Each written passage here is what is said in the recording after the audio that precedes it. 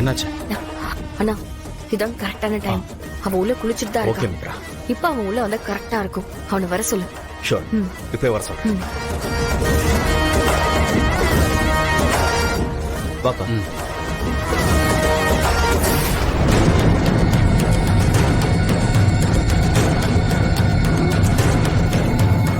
மித்ரா, ஏய், அந்த ரூம்குள்ள போய் நீ கொஞ்ச நேரம் வெயிட். Okay sir. வெளியே ஏதாவது பேச்சு சத்தம் கேட்கும்போது நீ கேஷுவலா வெளியே வா. Okay sir. ஓகேவா?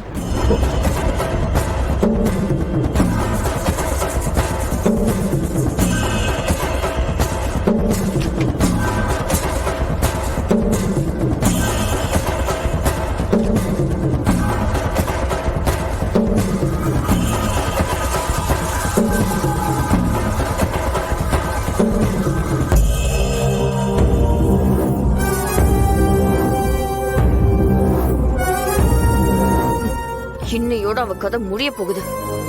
ஆமா மித்ரா. சரி வா, நாம ஓரமா போய் யாராவது ஹால்ல வர வரைக்கும் வெயிட் பண்ணலாம்.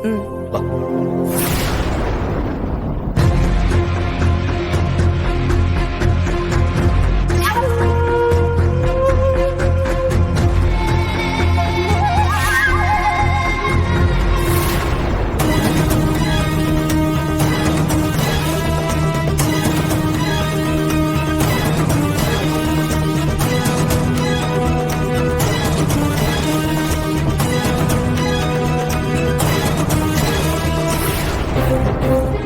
சார், என்ன சார் பால் பாக்கெட் வாங்க கடை பக்கம் வந்திருக்கீங்க? அதிசயமா இருக்கு. அட என்னங்க, பால் பாக்கெட் வாங்க கடை பக்கம் வந்தது தப்பா?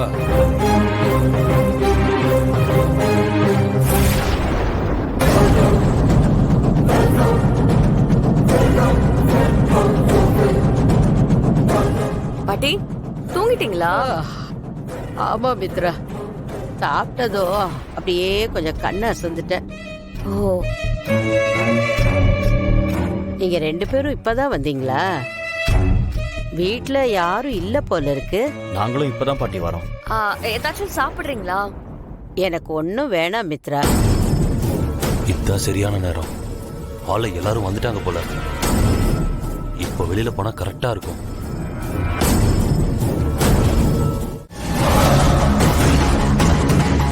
ஒவ்வொரு தடவை நான் வேணாம் வேணான்னு சொல்லுவேன். நீ பாத்துக்கலாம் சொல்லி என்ன வர சொல்லுவ. நானும் வந்துட்டு போயிடுவேன். இப்ப நம்ம மாட்டிக்கிட்டதும் என்ன யாருன்னே தெரியாதுன்னு இப்படி ஒரு டிராமா பண்ணுவேன்னு நான் சத்தியமா நினைச்சு கூட பாக்கலாமா? இப்ப மாட்டிக்கிட்ட உடனே மட்டும் தனியா நீயே கழட்டி விட்டுட்டல. ஐயோ ஆண்டவா, இது என்ன என்ன கன்றாவி! இவ தெரியாதுன்னு சொல்றா, அவன் தெரியும்னு சொல்லி கண்டதையெல்லாம் பேசிக்கிட்டு இருக்கான். பாரதி, நீ சொல்லு, இவனை உனக்கு தெரியுமா தெரியாதா? சத்தியமா எனக்கு தெரியாது. இவன் பொய் சொல்றான். டேய், ஒரு பொண்ணு மேல இப்படி பழி போடுறது பாவண்டா.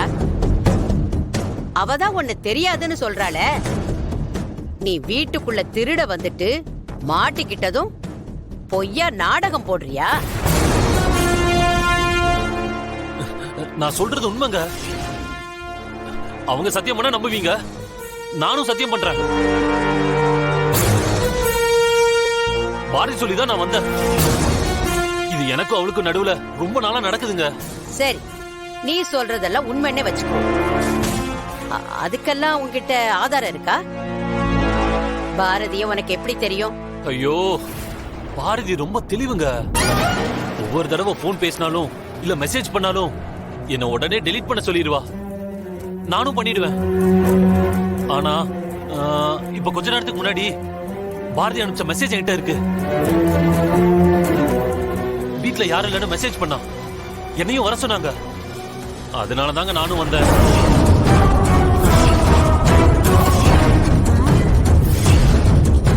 ஐயோ கடவுளே, இவன் பொய் சொல்றான். அப்படி எதுவுமே கிடையாது. இருங்க, நான் போய் என் போன் எடுத்துட்டு வரேன்.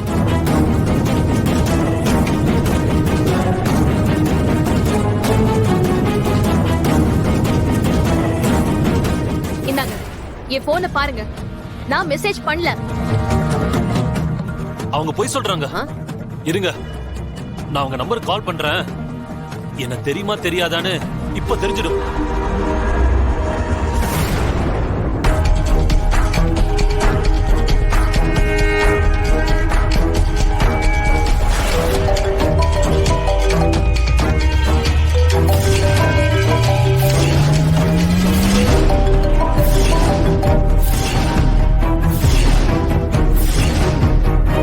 இப்ப நம்புறீங்களா? நான் திருட வந்திருந்தா அவங்க நம்பர் எப்படிங்க என்கிட்ட இருக்கும்? உண்மையா சொன்னா உடம்பெல்லாம் எரியுதோ. இனியும் உன்னை நம்பி ஏமாறுறதுக்கு நாங்க தயாரா இல்ல. இப்படி ஒரு பொண்ணு வீட்லயே இருக்க கூடாது.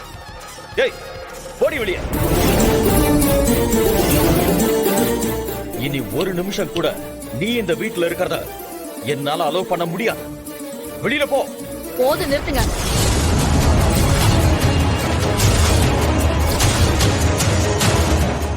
இதெல்லாம் நீங்க திட்டம் போட்டு ஆடுற நாடகம்னு எனக்கு நல்லாவே தெரியும்.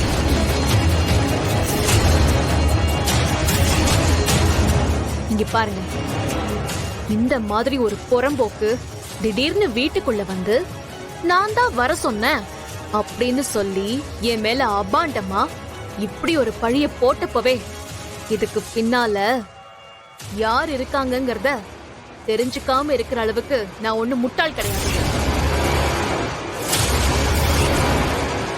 நீங்களா சொல்ற மாதிரி நான் ஒண்ணு அப்படிப்பட்ட பொண்ணு கிடையாது. அது ஏன் மனசாட்சிக்கு தெரியும். என்ன கை நீட்டி தப்பு சொல்ற அதே கைய உங்க பக்கம் திருப்பி அத பேச என்ன தகுதி இருக்குன்னு உங்களை நீங்களே கேட்டுக்கோங்க. இப்ப சொல்றேன், இன்னொரு வாட்டி என்ன பத்தி இந்த மாதிரி ஏதாவது பேசுனீங்க அப்புறம் என்ன நடக்கும்னு நான் சொல்லிட்டு இருக்க மாட்டேன். செஞ்சுட்டு போயிட்டே இருப்பேன். சுதாகர், பண்றதையெல்லாம் பண்ணிட்டு நம்மளையே பார்த்து கை நீட்டி பேசுறான்னா அவளுக்கு எவ்வளவு திமிரு இருக்கும். போடி வெளியில.